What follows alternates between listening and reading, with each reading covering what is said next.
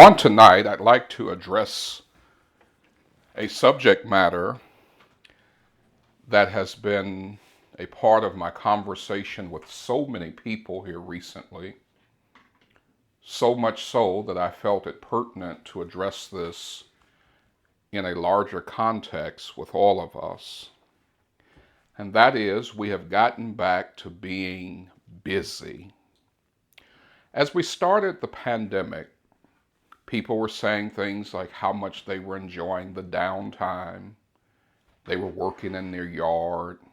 They were finally cleaning out the attic, working on that house project they had been putting off, or doing something that the otherwise busy and hectic lifestyle did not permit.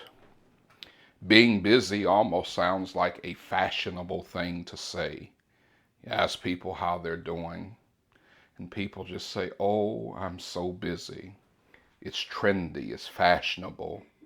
It helps explain why a phone call hasn't been returned, or an email, or a Twitter, or something of that nature has been ignored, because we're busy. And surely everyone understands that. Well, maybe not everyone. Martha didn't understand that because she felt that her sister was busy. There in Luke chapter 10, she thought that her sister was busy doing the wrong stuff, not recognizing that she was the one that was just too busy. Jesus listens to her plea as she talks, and she talks about the fact that Mary is not helping her. But in Luke 10 and verse 40, the Bible says Martha was cumbered about much serving. Do you know that in our lives we tend to just be busy, busy, and busy? But in being busy, are we being productive? Many people are stressed out and outstretched. People are making a living, but not living a life. One of the things that keeps us so busy is that we're not always organized and structured. Surely disorganization and lack of structure will add to a sense of being stressed out and outstretched.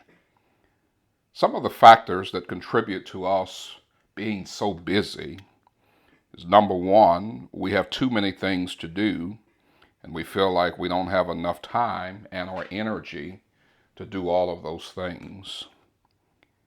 Number two, and this is one that's hard to get people to understand, and that is we take on loads that other people should bear, especially when we feel some level of responsibility for them.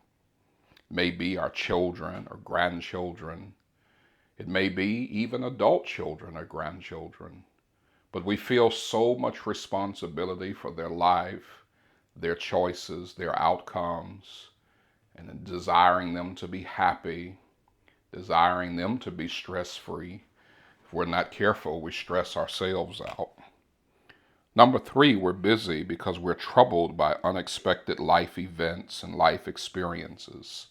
Things with our health, our finances, our family life, all play into that recipe of being busy. And number four, we are busy because we have thoughts and minds that are being taxed by pressing decisions. Sometimes we're just overwhelmed. Do I go left? Do I go right? Do I speed up or do I slow down? So yes, we're busy. We say we're busy, and we tell everybody who listen how busy we are. But how do we address this so that we're not so stressed out and not so outstretched?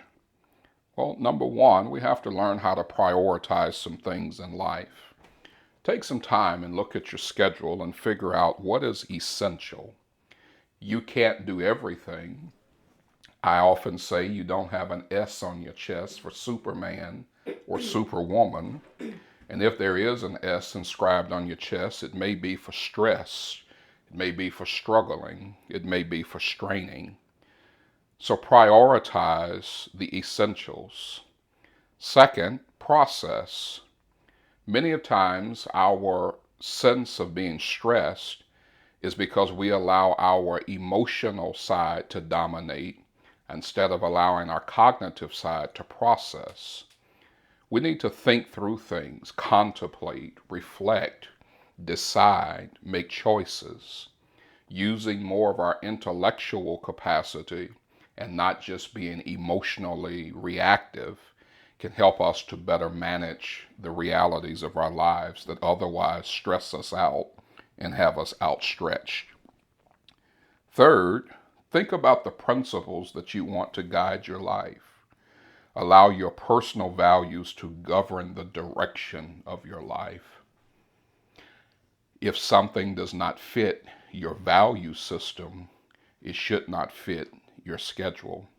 If it's not going to yield the outcomes and the desires that you have for your life, it may be necessary to reevaluate the priority that has otherwise been given in your life. Number 4, and this is something so hard for people, and that is you have to do a purge. There are some things and some people that have to become less relevant in your life. And I find that many people who are stressed and outstretched give too much relevance to people who are draining them. We all know about VIPs, but sometimes we have VEPs in our lives.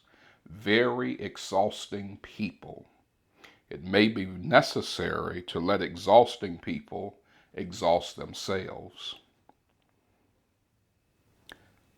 Last, we need to see the value of prayer.